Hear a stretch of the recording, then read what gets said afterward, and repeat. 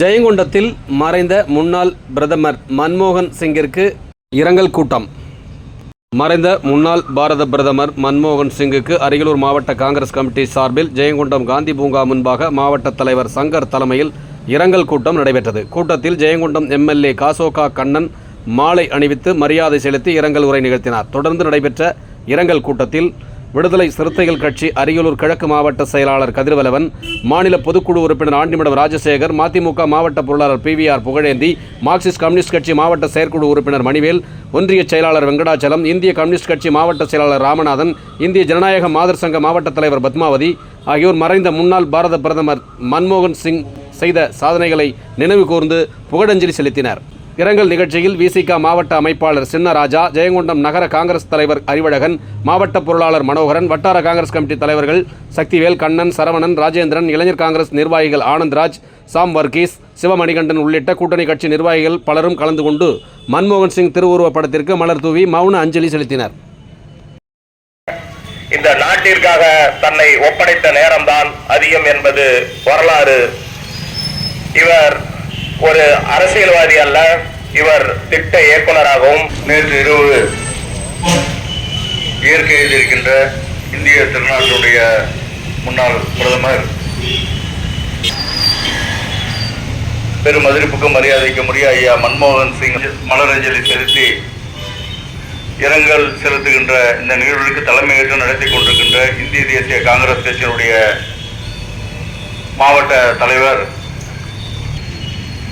இன்றைய நம்மை எல்லாம் விட்டு பிரிந்து சென்றிருக்கின்ற ஐயா மன்மோகன் சிங் அவர்களை நினைவு கூறுகின்ற வகையில் இந்த நிகழ்வை காங்கிரஸ் பேரியக்கத்தின் சார்பில் ஏற்பாடு செய்தமைக்கு என்னுடைய நன்றியை தெரிவித்துக் கொள்கிறேன்.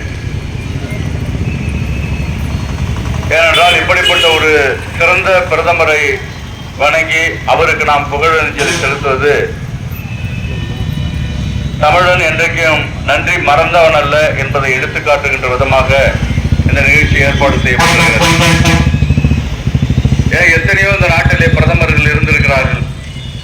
இங்கே அண்ணன் ராமநாதன் குறிப்பிட்டு சொன்னது போல எத்தனை பிரதமர்கள் இருந்தாலும் அவர்களுக்கெல்லாம் முன்னோடியாக முன்மாதிரியாக இனி வரும் காலங்களிலும் ஒரு பிரதமர் எப்படி செயல்பட வேண்டும் என்பதற்கு உதாரணம் தான் மறைந்த ஐயா மன்மோகன் சிங் அவர்கள். அவர் எப்படியெல்லாம் பல்வேறு சீர்திருத்தங்களை மேற்கொண்டார் என்பதை இங்கே பேசினார்கள், குறிப்பிட்டு சொன்னார்கள். அவர் ஐயா நரசிம்மராவ் அவருடைய ஆட்சி காலத்தில் நிதியமைச்சராக இருந்த நேரத்தில் இந்திய நாட்டினுடைய பொருளாதாரத்தை எந்த அளவிற்கு மிக சிறப்பாக கையாண்டார். அப்போதும் பல்வேறு பிரச்சனைகள், எந்த சூழ்நிலையிலும் இந்திய நாட்டில் விலை உயர்வு வராமல் மக்களை பாதிக்காமல் அவர் அந்த 5 ஆண்டு காலமும் அவர் வழங்கிய அந்த பட்ஜெட் என்பது உலக அளவில் பல்வேறு பொருளாதார நிபுணர்களால் பாராட்டக்கூடிய அளவிற்கு மிக சிறப்பாக அவர் வடிவமைத்து இந்திய நாட்டிற்கு ஒரு சிறந்த நிதிநிலை அறிக்கையை வழங்கிய ஒரு சிறந்த நிதி அமைச்சராக அவர் திகழ்ந்தார்.